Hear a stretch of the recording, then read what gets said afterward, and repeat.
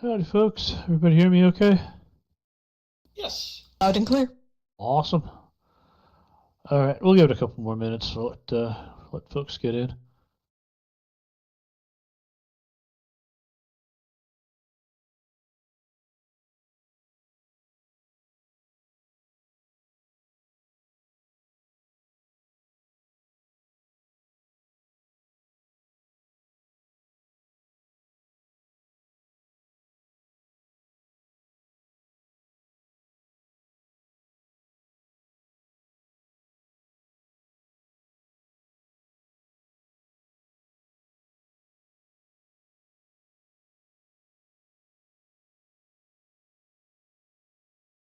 Yeah, Happy New Year, everybody. I guess this is our first meeting since the calendar rollover.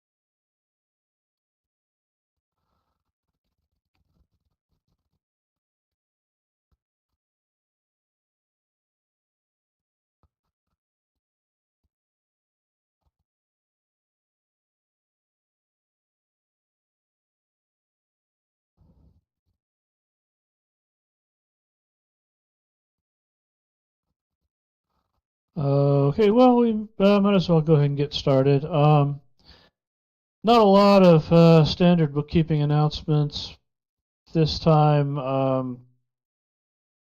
The extra FPS viewer shipped uh, right around the time we had our last meeting, and then a fair chunk of the time after that, people were out on break. Since extra FPS went out, the majority of our focus has been on addressing, key bugs that have come in from that. So we're continuing to push on that. We have a new bucket for those. So at some point, there's going to be a Forever FPS release that will have some of the key bug fixes in it. We're hoping to get maybe an early RC cut for that this week, but it's a fair ways away from actual release. It's just work in progress at this point. Let's see. Other than that, we're having a lot of discussions internally about future areas of focus. There's some new things going on, and uh, and a lot of discussions about current work. So don't really have anything to announce there yet. We'll keep you posted as we uh, determine more about the upcoming roadmap. So the other thing we have is an announcement that I'm sad to make, but Dave is going to be leaving us. He's been here for many years, has been a key driver in the graphics realm and a lot of other parts of the system, and he will definitely be missed. I'll let him speak briefly or at length if he likes, if he wants to. Dave, you want to say anything? Sure. Uh, yeah, this is hard. Yeah, it's been almost 20 years. Um, and it's been well. I'll always be grateful for the time that I've had here. No doubt. And everything Second Life has done, and I'll always be proud of what Linden Lab and the residents have accomplished here. Um, but I've been convicted recently to pursue a career in public service, Um, and at the same time, I felt that calling, um, things sort of stopped coming together in my head for doing the work that needs to be done here. Um, I really feel as though I've done all that I can do, and it's time for me to go on to something else. Um, and I wouldn't be able to do that if it wasn't for all of you. Um, the career I've chosen doesn't exactly pay a living wage, but, so I'll definitely be living off my savings. Um, but I feel like this is the what I have to do. Um, I also feel that the Second Life team has never been stronger. Everybody at the lab and the open source community um, does such great work, such talented people, just world class engineers all around. I have no doubt that Second Life will thrive in my absence. But it's definitely time for uh, someone to step up, step into this role. And in order to do this job, you have to be fully committed to Second Life, and that's something I could do, and I did it for as long as I could. But I have to make a change. I hope that makes sense. It isn't too cryptic. um, but I will definitely miss all of you. I'll miss this place, and well, it's been a roller coaster. That's for sure.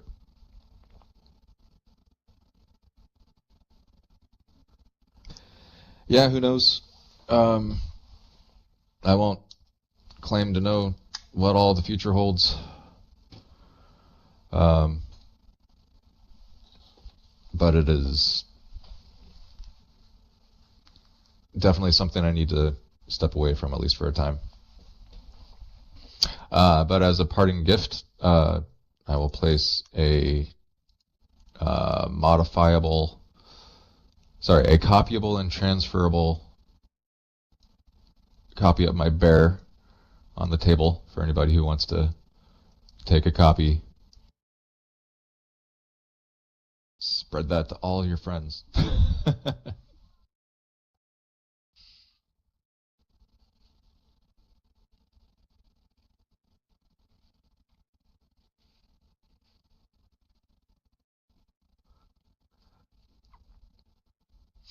All right. Well, thanks, Dave. It isn't really possible to say, how much and how much you've done in your time here and how important it's been to Second Life.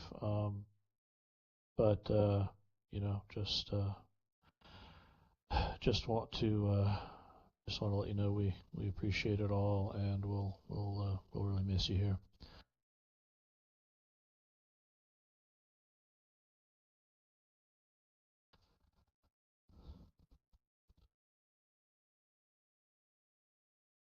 So I know this is going to take a while to digest, but if anybody does have questions or other things they want to talk about, we're open now. We can cover them.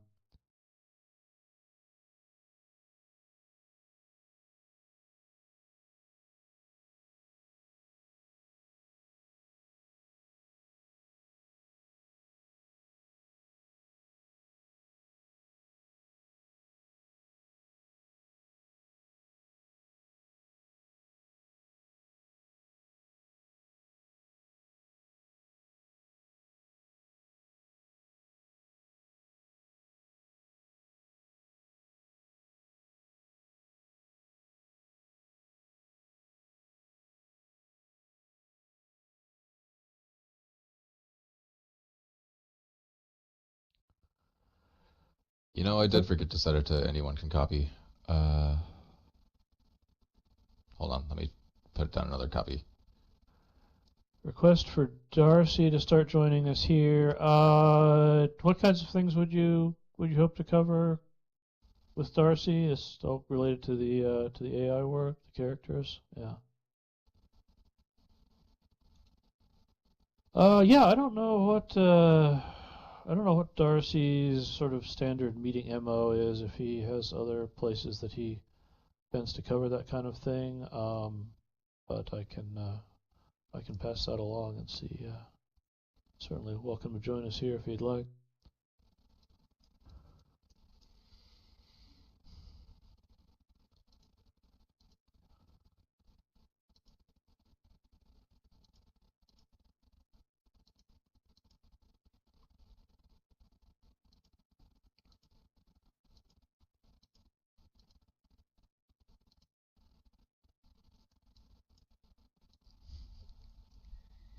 Oh my gosh, this is such a fitting last user group for me. My head has fallen off when I accidentally attached my bear to my right hand. Uh,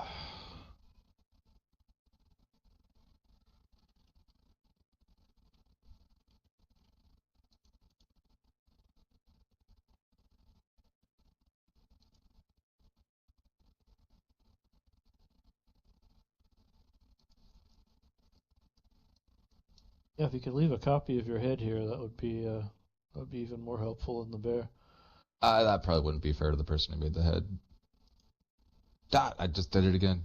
I was just thinking if we could consult it with questions, you know.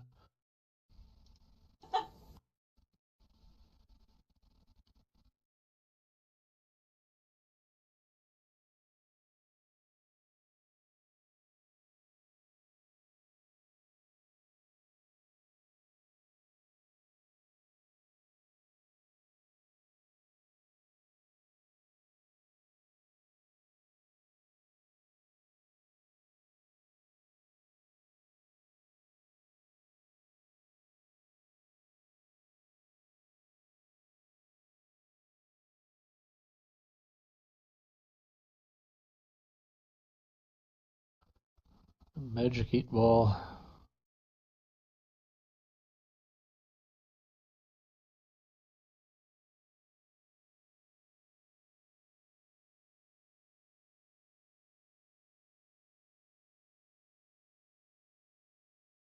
Let's see. Question about inventory archive and 2K based on mesh textures. 2K textures would be a question for server folks if we have anybody here. Let's see. Ryder, do you know what the status is on that one?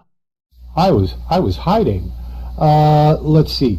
Um, I believe I don't have a firm status. I believe that the 2K Bake servers are ready to go. I don't know if the viewer stuff has been merged yet,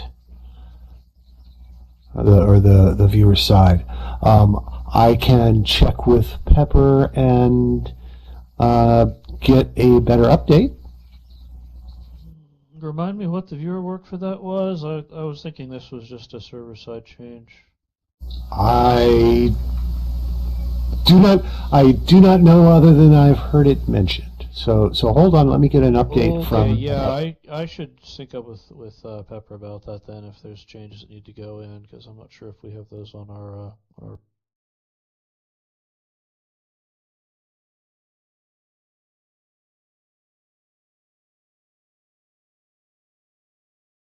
You think it's in develop? Okay.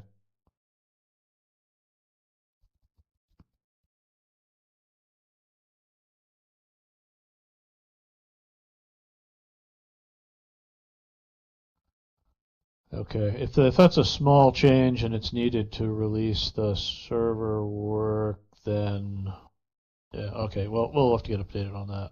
I'm not sure if I've seen those changes yet. Let's see. There's also a question about inventory archive. That's something that we've talked about. I know we've talked about it at this meeting, but there isn't any definite plan on the books for that currently.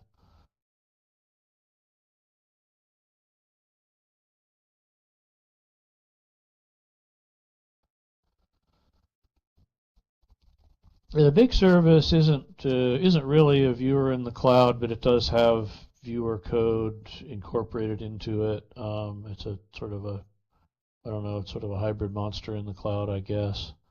But what it generates is, among other things, it generates textures and then sends those texture IDs to the viewer. So It's its own special snowflake. yeah. That's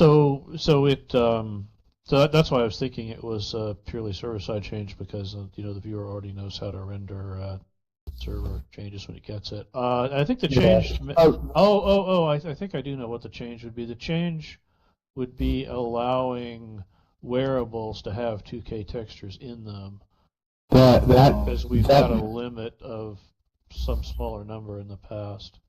Yeah, that may be it. The thing I just got back is it's approved by QA, and we're just waiting on some changes.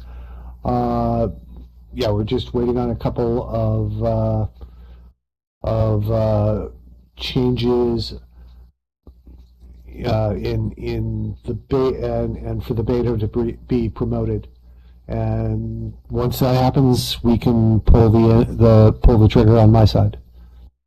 Okay, so if the server changes go out, that doesn't affect, that doesn't cause a problem for existing viewers. It should. I suspect it's that the viewer just needs to know to request it. Okay, well, we should talk offline. This isn't the meeting Yeah, for it, yeah. but yeah, let's get synced up on that.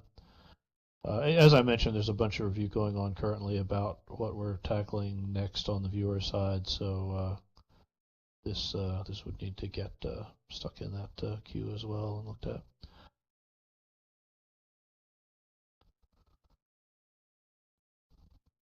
All right, any other questions? Did I miss anybody? Let's see.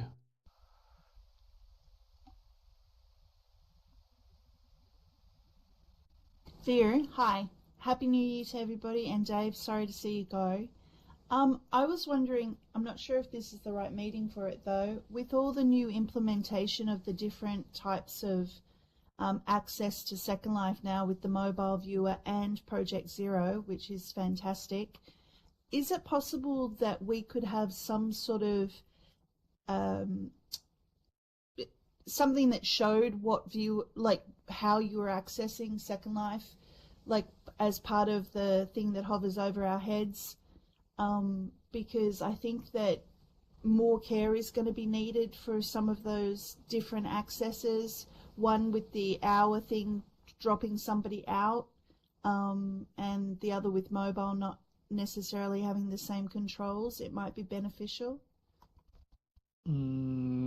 So what's the purpose of having the additional information? Is this to kind of remind you or to let other people know where the people around them are coming from? Just so that everybody would be aware that the people in their environment are on different sort of situations. Like at the Welcome Hub, for instance, if people were all coming in on the mobile viewer, we would know that they need a little different type of care in how they're accessing Second Life because of the limitations. Project Zero at the moment is only an hour limit, which means if somebody suddenly vanished, you would possibly know that they timed out. There's also going to be consideration for the fact that, as Philip said at a meeting, the Project Zero viewer means that nobody can copy anything on that viewer, which is really reassuring for some people. I know that's a bit of a weird leap, but anyway. But I'm just saying that it helps if we knew what people are on, especially with customer service as well. If they're helping somebody and they're struggling, just being able to glance up and see that they're on the mobile viewer and maybe asking them to, if it's possible, to go to desktop or something like that. Yeah, we'd have to talk about that. As Ryder points out, historically we don't publicize what viewer people are on. I mean, like Not the viewer, but just we've never had a flag yeah. hanging over people's heads saying that they're on, Firestorm or Right. whatever. Right, but I just So mean for Project Zero, a mobile app versus a regular viewer. yeah,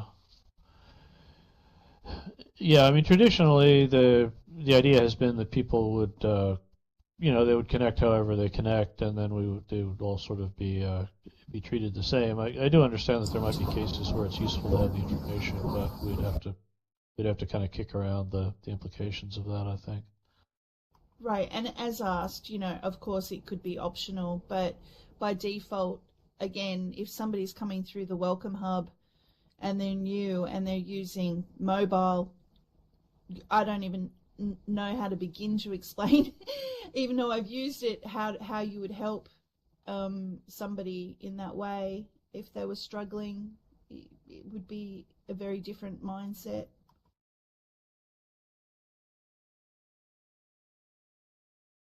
Yeah, I mean, I can see if you're trying to help people, but again, it gets into a lot of different possible cases, right? I mean, even explaining how to do something in, Firestorm versus Linden's viewer is different, and we don't publicize that now. So yeah, I don't know. We'd have to think about it. If you want to file you know what's coming next. If you want to file a canny Feedback request, portal. Yep. that's the best way to get it in the queue for consideration.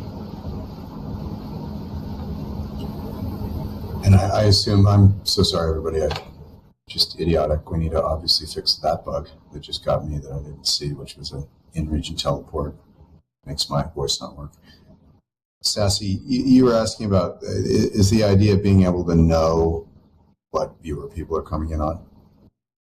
What platform, not viewer. I don't care if they're on Alchemy or Firestorm or whatever, but mobile app and Project Zero seem to be something that could potentially have a need. Yeah, I actually think that, to Vera's point, that one's good to put in feedback, because that feels like one of these ones that we're not thinking all the way through. That seems incredibly complicated. There could be harm done by doing that, so I'd want to be very, very, very careful about making a change to document what viewer was being, or what platform was being used. But it's an interesting point. Why don't you throw it in there and get other people's thoughts on it? I would say I'm not sure on that one, whether that would make sense, which I think somewhat echoes what you just said. Cool, thanks. As I don't want people to feel unsafe or anything. I just, they could toggle it off, because I don't need to be showing what I'm on if I'm 19 years in SL. But yeah, newer people, it would be helpful.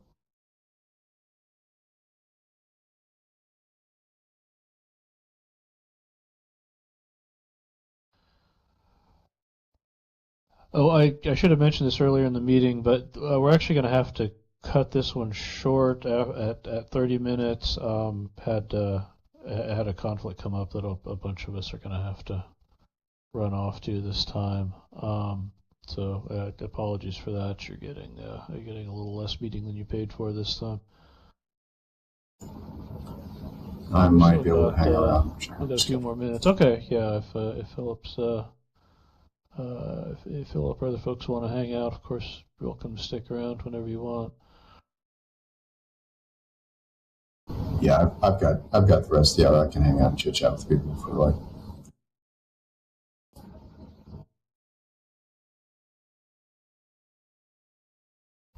Philip, in answer to your question about Cindy, yes, she is. I think it was Animats who, he can give you the details, I'm sure. It was an early experiment with Animesh, wasn't it?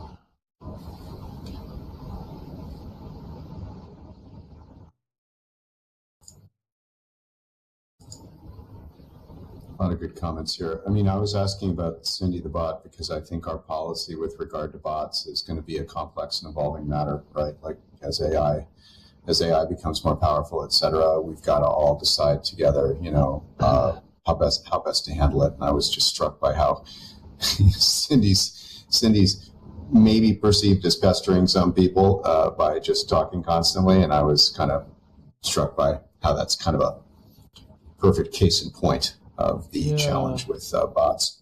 We should clarify that Cindy is actually an Animesh object. She's not a bot. There's no agent associated with her.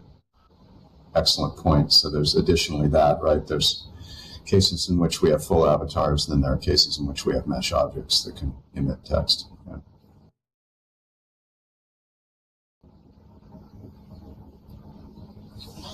AI is stretching it, Crystal.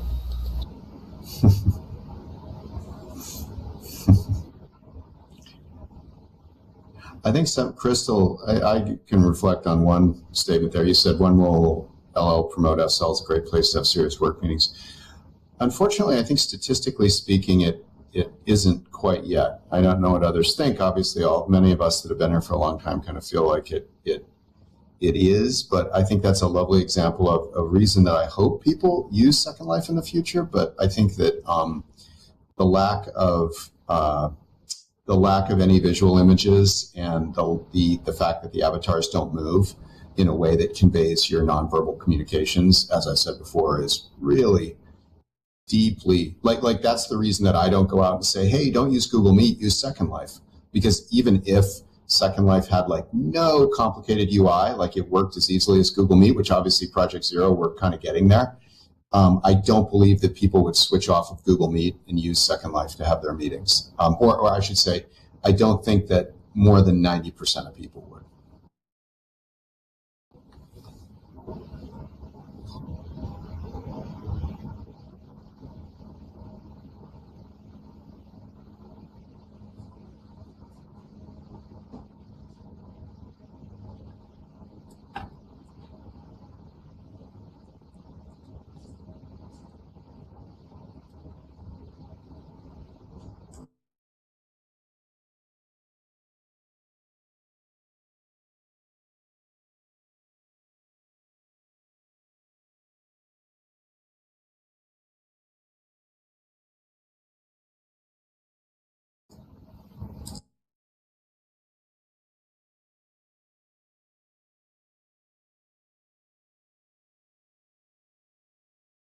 Hi. Yeah, something that would identify the bots and would deny their access would be great. And possibly even remove people who joined as a regular avatar and then converted their account into a bot. Because I had an incident this week where a customer was talking in my group about the price of an item and had a bot message her telling her that they could get her a deal on that item and was talking about trades and stuff with her. And she did not understand that it was a bot and was talking back to them, asking them what they wanted. So Oh dear. that led to a really Great bad example. interaction in my group, and I had to apologize for that and help her out. Yeah, no, understood. Let's see. Yeah, there is already there are actually two bot flags. There is one that there's one that's the self-identified bot flag. There is a second flag that is for Linden identified bots. And I think there's some stuff coming very soon that will allow us to identify those a little more easily. But I can't go into it at the moment.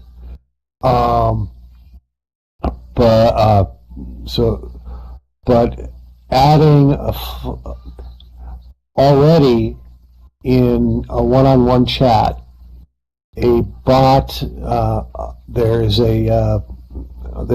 some code on the simulator that should identify basically force a bot to identify itself as a bot.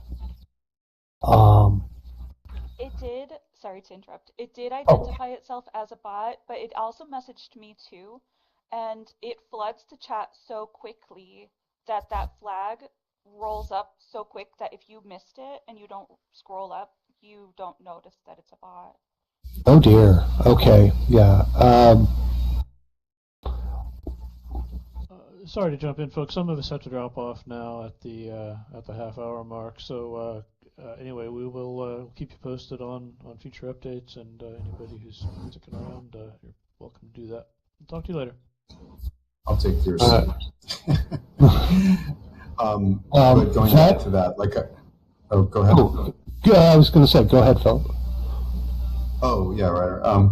As I wrote in the chat, do we understand, for the folks that are here, can we go through the severity and categorization of bad bot behaviors as we think about our design going forward? I just listed 3. One was begging. The second one was undesirable group chat, but basically spamming group chat. A third one is phishing attacks, which I've heard are fairly frequent as well. Are there other categories of and then traffic, right? The use of bots to illegally exploit the traffic system. What am I missing? And then what does everybody think the worst of those are? The Bonnie bots, I guess, what would we call that one? The concern there is surveillance or collection of statistics. Yeah, that would be data collection, the Bonnie bots. Right. So data collection. I'm just trying to make a list for myself and make sure I understand the problem before we start taking action on it. Another one which I think was alluded to is that we don't know it's a bot, and I really, really want to know that I am talking to a bot. Even if the chat has scrolled off the screen, I want some kind of visual clue that I'm still talking to a bot.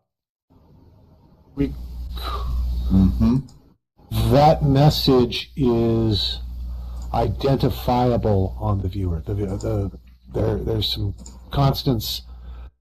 There's some constants sent down with that text that the viewer could use to, say, pin the message at the top. A pin message would be helpful, especially if it was maybe in a different color, so that it draws attention to itself. Yeah, I agree with the different color. Blinking. We should make it blinking and chartreuse. It's also difficult because I tried to ask the bot for the person behind the bot, because mine was one of the accounts that could, I guess, switch back and forth, and it would not re-identify itself as a bot.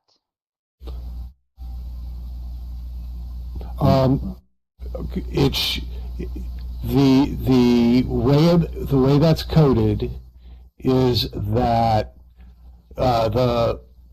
it's actually the receiver that gets the bot identification, or the sender sends whether the bot flags are set. The receiver decides whether you should receive the message, and it will only give you the message, just so it doesn't spam you. It only sends that message once per session. So if you hadn't, if the receiver hadn't dropped out and come back in, you wouldn't re-receive the message. One of the user cases of bots in the past was the gift card scams that were running for a while. They would actually teleport a bot into a region, collect all the names of everybody on that region in a store specifically, and then flood all those customers with gift cards pretending to be that store. And then people's accounts were being stripped of Linden's. Ugh. So they would give them a coupon, but then what was in that one, Sassy, what was the phishing attack vector? So that was phishing somebody's username or password?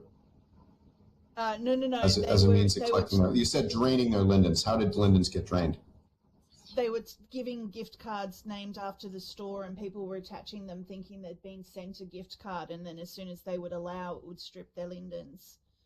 So it was something to take Lindens, not understanding that meant take Lindens. They just thought that they were allowing the process of using a gift card. Ryder or any of the other Lindens are here. Can anyone help me understand what call that would possibly be? How could somebody surreptitiously remove Lindens from your account on a mounted object or something? There is a function that allows a script to pay money to another account. That script requires special permission. That script, I'll find the function. I can't remember it off the top of my head. Oh yes, thank you. I'll give money.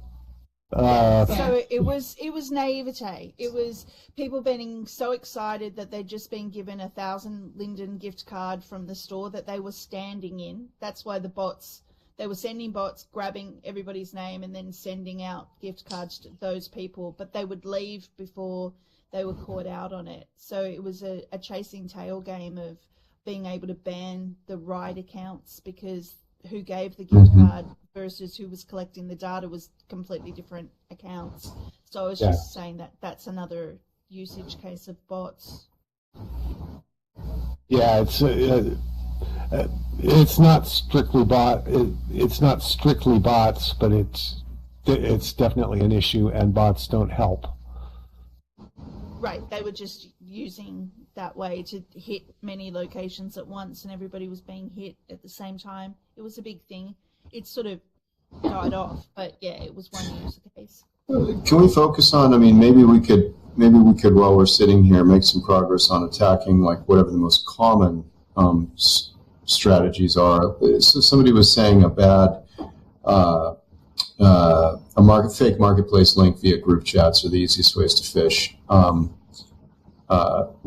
we elaborate on that a little bit more? Like how could we fix that one?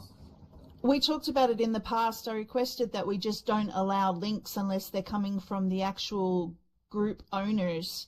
For instance, if you actually had the moderation rights in your group to be able to set it that nobody other than the moderators or the group owner can actually paste a link, would just kill that. That would be perfect, because there's already so many different moderation options when you're setting up a group in your tags and roles. If we could just give one role of being able to send links, that'd be great. Right, so you just give your officers or something like that option, then they're the only ones that can share a link in the chat. I see. Okay, that seems actionable. That's something to think about. So let me write that down to myself, and then we can do a feedback. Is it already in feedback? That seems like a good one to put in there. I think it would also be handy if group owners could set an age limit as far as joining, no avatar under 3 days old or whatever. Because most of the bot attacks like that are happening with 1 and 2 day old accounts. Okay, second point. Although that one, of course, is sort of whack-a-mole, since now we, whatever that number is, if you wish to make that attack, you kind of, wait until day +1 basically to do that. But yeah, I hear you. But blocking, let's see. I'm also trying to get the Lindens to be much better at updating the feedback system for everybody. So whenever I can personally, I'm kind of trying to make sure that the items in there are updated. So I'm also like wanting to move more of our collective conversations into those feedback items. So this is a great example of that. This is one we should definitely be looking at in there. So the proposed feedback item here is blocking web links unless approved by group. This is in group chat. Right. So this wouldn't help with range chat, where you can put a link into range chat, but it would help with the group spamming problem. Most of the phishing links are always happening in group chats, to my knowledge, and it's very rare that a group actually needs to share a link. I mean, there's occasional situations in a store group where somebody will go, "Oh, look how wonderful I look in the new whatever item that this store released, but they would Yeah. understand not being able to do that over the better good of not being able to share links. Yeah. There's an interesting problem that I've been pondering at a kind of a higher level, which is when you think about any problem where you want to fairly allocate a resource amongst everybody, and an example of this would be, for example, would be how many messages can you send to a group in a day, right? Because of course that sort of throttling is certainly one of the ways that you address, egregious spamming or something like that. But the problem in many cases is that what we want to do is allocate that resource by people rather than allocating it by account, because then the problem is you just create a ton of accounts, each of which gets its allocation of power or whatever, and then you use them all together, to attack people. We all know about the different ways of doing that. One of the things that, and then by the way, this comes up with something like Project Zero, because we're going to drive the price of providing Project Zero down and down and down. We know that we can do that. We know what the strategies are to do that. We're not even worrying about it right now because we just know that it works and we're going to get it working first. But even in the relatively near term, we can't really open up Project Zero like to everybody all the time because, as we all know, right, an easy thing to do would just be to run like hundreds and hundreds of bots, in tabs on your browser that were all coming in through Project Zero, right? And so it would worsen the attack surface or the attack likelihood of those types of behaviors, because since it doesn't require a GPU on your computer, you can obviously run as many of these suckers as you want. Now, I know that's a little bit of a problem today with low complexity viewers like Radagast, right? That run at, that don't require resources. But with respect to Project Zero, it's a particularly thought-provoking problem. So one question I would have is, if we want to allocate so let's say we get to a point where we can afford, as a company, to give everybody, 10 hours a week of access through Project Zero, right? Like we can just be like, we've got this cheap enough to where we can just do that. My question for the group is, how do we allocate that, like, per person, right? Like, how do we fairly give out that access? Because obviously, if you just create 2 accounts or 25 accounts, each one of them gets 10 hours, right? So how do you think we could do that? What about the premiums to begin with? So Premium Plus is you can so tie much them. premium. Yeah. I don't want to Yeah, you hide them could tie behind the paid paywall. accounts. I'm just saying that the paid accounts would probably get more than the free accounts. What about allocating things per smartphone? That's obviously something that's very widely done on the internet for a lot of stuff. Yeah, the IP and MAC addresses, that's true, Joey. That's a little bit, but unfortunately, if you really want to get too much access to a resource, of course, you can just change your IP and MAC addresses easily enough. Go through a VPN, for example. Yeah, like Cal says there, unfortunately, you can also spoof your MAC address, and for that matter, any other information that can be taken from a computer.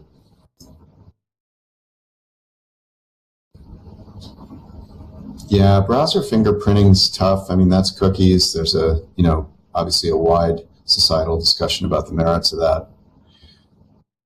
But smartphone feels like something we could do, because, increasingly everybody does have a device on which they can put an app, right? And that is a kind of uniqueness count, right? Like the most simplistic example is, the usual thing that we all see all the time with two-factor, where, we text a number to your phone and then you put the number back in and, you get access that way. Well, what about something like that? Something like that Isn't might there a work, cost but to my concern really is limiting down to a number of hours, like 10 hours a week.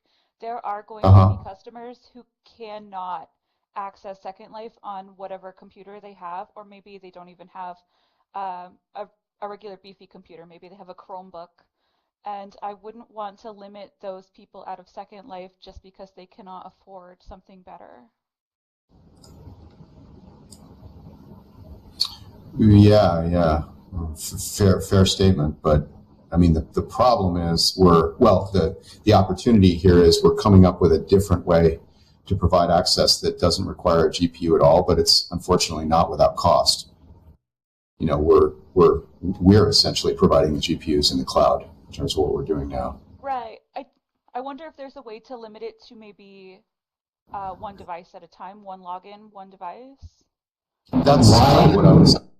That's what I was thinking. On the web browser. Why a web browser? Why not? Why not have that streaming service into an actual Second Life browser? Cube, we could do that too. By the way, Cube, I think as the last time, your voice is so loud and echoey, it's extremely difficult to understand you. You might try to get quieter and get closer to your microphone somehow. I'm not sure what's going on there. So that's a little better, but you're still pretty loud and boomy. Why not a Second Life client with streaming built in for people who don't have good computers, and you can only run one of those at once? Well, that's exactly the same question I'm asking. I mean, that's precisely what we're doing with Project Zero, right? It's a Second Life client that's accessible through a browser window. So the trick is how to. So going back to what someone else was saying there, I think it was Riot. Riot. What we could do if we used a smartphone is we could say, for each smartphone, there can only be one account, accessing at the same time, right? That's precisely what I'm imagining we could do. So we'd basically say you can only use Project Zero for one of your accounts at one time. What about payment info used? Would that benefit in any way? We could use that. I mean, obviously, payment info. The thing I don't love about payment info is that it is somewhat exclusionary with respect to geography, right? Because in some cases we don't have good payment mechanisms yet in different parts of the world. But yeah, you're right. Payment info is a way to do that. Payment info is more stringent, though, right? Like someone, the number of people and the willingness of people to provide payment info might be considerably lower than to provide a smartphone number. So that's kind of what I'm thinking there, Sassy, is that while that would work, it feels to me like that wouldn't provide a broad enough method of access. I honestly, my supermarket started doing this whole thing where I have to get an SMS to be able to log into the people I give thousands and thousands of dollars a year to, and I hate it every time. Yeah, right. So right. It feels so invasive that I've got to go through those steps. Yeah. Well, obviously, the other problem is that you're right, Sassy. That's a good point. People are concerned about that. I respect that. I am one of the crusaders for greater privacy and encryption and all of that kind of stuff, as a technologist. And we've gotten to a point where we're obviously bleeding a lot because we're so cavalier about essentially giving PII to people. I can see chat too, Nix. If I'm missing something, retype it. But I'm seeing the chat. I'm trying to read both, read and listen. What about just registering the account that you're going to use that for? Like, I'm less likely to use it for this account, but I plan to use it for Sassy Resident to help me out instead of logging into accounts on the desk. You know what I mean? Maybe just that as a starting point, if you're willing to go through the steps of like allocating a bot, but you're doing it for that, I think less of these bad accounts are going to do that. Let me respond to a couple of things. Luke, thanks. Good to see you here. Though we wouldn't need to download an app, we could just text you a code.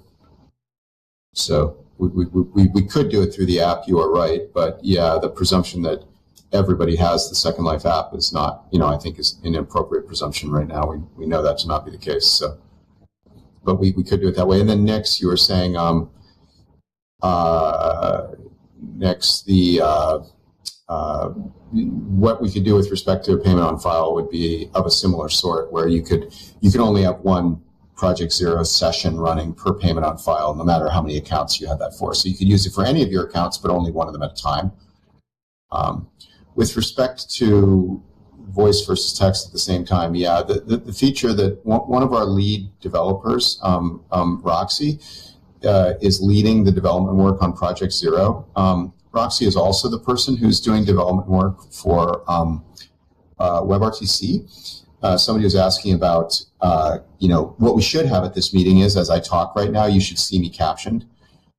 We have to get to WebRTC before we can get to that. And then the other problem that we've created for ourselves, and as I've said in many forums, I'm sorry, this is a self-own or whatever we want to call it by Linden, is that we've got tens of thousands of people that are using the older version of Firestorm, which does not have access to WebRTC. So we have this bad problem that unless we want to, we can only use one voice provider, because obviously you'd only hear half the people if we basically, kind of used to. It would be very difficult to run both voice systems at the same time. And so the challenge we have is we've got to figure out a way to get the folks that are on Firestorm 6.6.x to switch over to a newer version that has WebRTC. So also, yeah, this Vivox bug is infuriating. I don't know whether to just fix it or try to figure out how to fix it, though, because we are fairly close to getting WebRTC, but after having it affect me at this very meeting, it's really incredibly frustrating. So I don't think we should block FS6, Joey. It's just a lot of people there. I mean, as I've said in multiple things, we have both a compassionate and I think an intelligent approach to some of this stuff, which is we are not, or it would only be our very last option to block, a large number of people that were currently accessing Second Life through some, type of computer or version or whatever. Yeah, Coyote, thank you for that comment. I really hope that isn't true. We're trying to get better and better. I don't know, Coyote, if you've tried the latest Second Life client with the hope that it might run faster. I guess, Sarah, you're saying the same thing. So we've still got to run. We've got to keep on version 6. But I guess for both Sarah and Coyote, what could we do that would get you to not use Firestorm 6?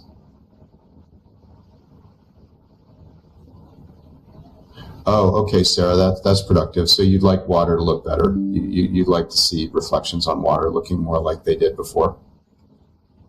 Does anybody else share that perspective, that that's a deal breaker for them?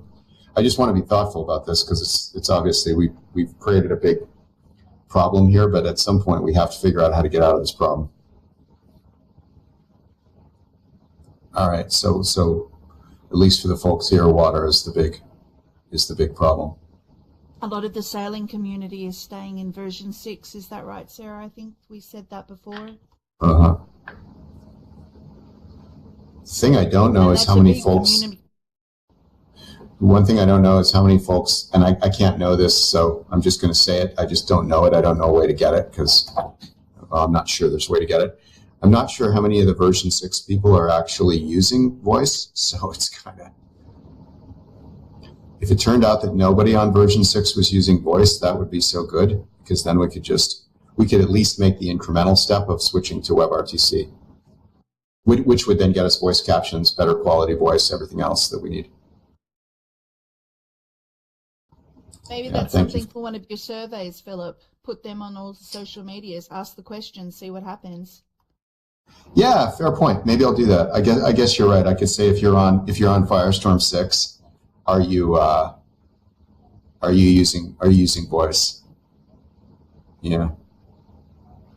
And maybe in problem, I guess in that one is it's not statistically confident. Like I'm not.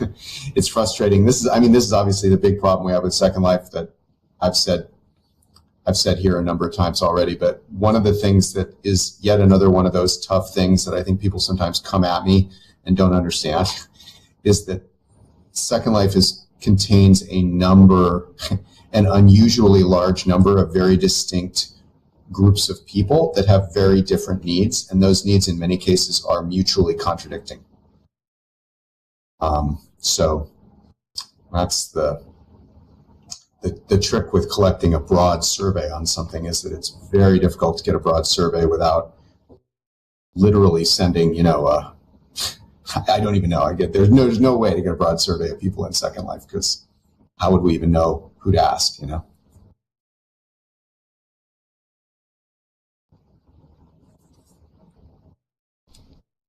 On the ALM on-off to allow invisiprims to work. What if invisiprims just work?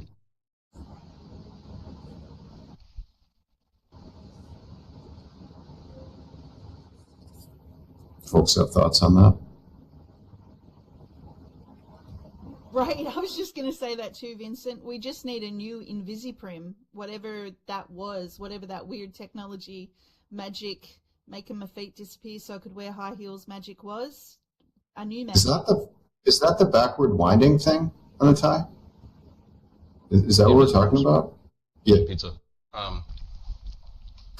Remember a long time ago when things were loading, like back in 2006, when things were loading, we had a special texture on them, and that would render the depth buffer, and things that were transparent, or the water, or your avatar skin would be invisible if it was behind the thing that was still loading. Mm-hmm. So the invisiprims take that texture, and they use a script to put it on an object. And if you're using the forward renderer, that hack would still work, but it doesn't work in the deferred renderer. And there's a lot of that relies on that, and when we got rid of the forward renderer, there was no longer a way to make that content work. So for the sailing community in particular, they needed to hide the water, because there's interiors of boats that are below water. Right. Gotcha. On transparent invisible prims as well. Sorry to butt in, guys.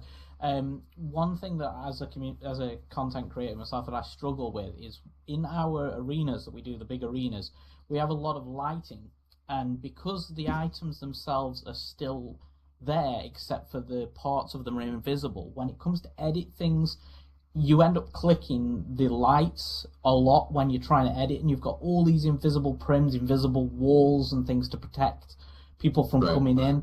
It'd be so good if we had like a toggle or something where we could make it so that it's unclickable when it's invisible. So if we create a wall or something, we know, like in Blender, you can sort of click through the object if you choose to, and then you can't if you don't.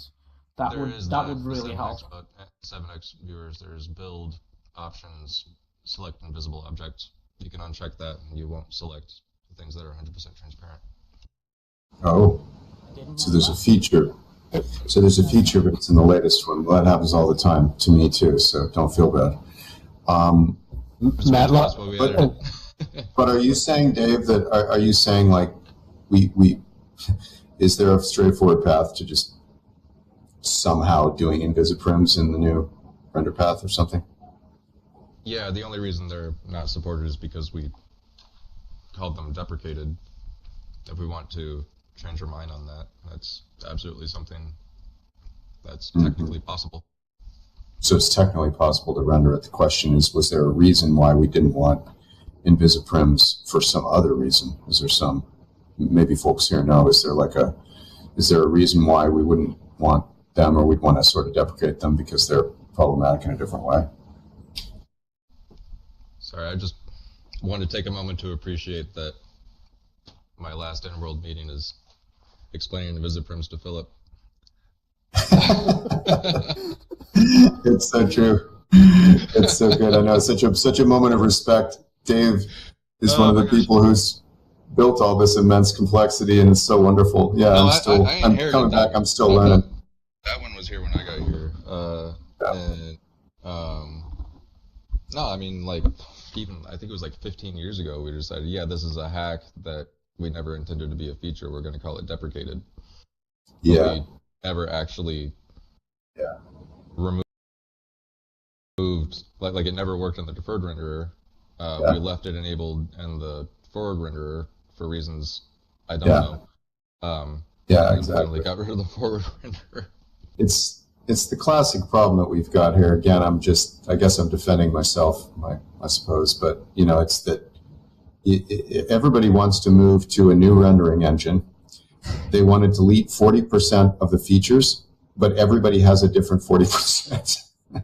And your 40% breaks 200,000 other people's content, So as we kind of gather the votes on that, it just becomes impossible to make changes that are, we've done, Dave and other Lindens have done such great work doing their best to make forward changes without basically while keeping, almost full backwards compatibility. No, I haven't been shouting. Maybe my voice is a little deeper. I've still got a little bit of a cold from the holidays. It has been the most delightfully infuriating challenge. So true.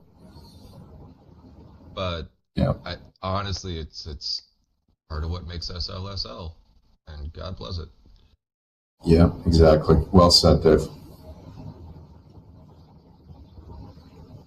Yeah, what about a second engine that works alongside the old one? Yeah, there again, though, you still got this kind of content incompatibility. The other problem we have to be respectful of is that even if we could just build a better new Second Life from scratch, like I guess the company tried to do with Sansar while I was gone, it doesn't work because, thanks, Sarah. Yeah, Sansar.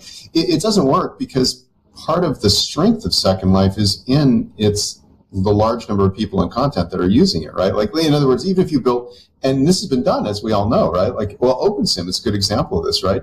Even if you built something that was just solidly better than Second Life in every way, but it had 0 people and 0 content in it, it's going to take another 25 years to get to success, if it ever does, per something like Meta, right? Thank you, Hick. Meta has repeatedly failed to build something even compelling, but even if they did build something compelling, it wouldn't just become populated by people and content overnight. So that's another one of our hesitancies, right? Is that we, if anybody in the world knows how to build a better Second Life from scratch, come on, it's got to be me and Dave and a bunch of other people around and a bunch of people here, right? We are the people who would know how to do it. But it's not that we don't know how to do it, right? It's that just we know that if we did it, we couldn't. It just wouldn't get populated with people because all the people are in Second Life. So it's a complicated situation.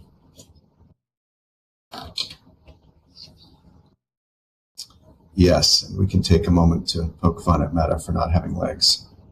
That was a rich. Not respecting that people actually do want to look like people most of the time. Yeah. Well, I think that is a good time for me to go ahead and take my leave. But yeah. Oh.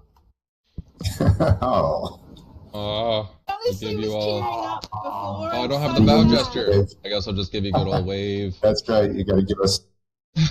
Oh my god. Hey, wait, before you go, I think you should leave a potato. Not just I do have a potato. Air. I have a PBR potato. I want a potato to remember. Oh, where's my potato? On like a statuette potato. Maybe just put it there, leaning up against the palm tree that Cube. Oh, this potato right here. I got it off of. I wish I had the attribution on it right now, but I got it off of Sketchfab. It is a photo scan potato. None of the lighting is baked. It is just a gorgeous potato.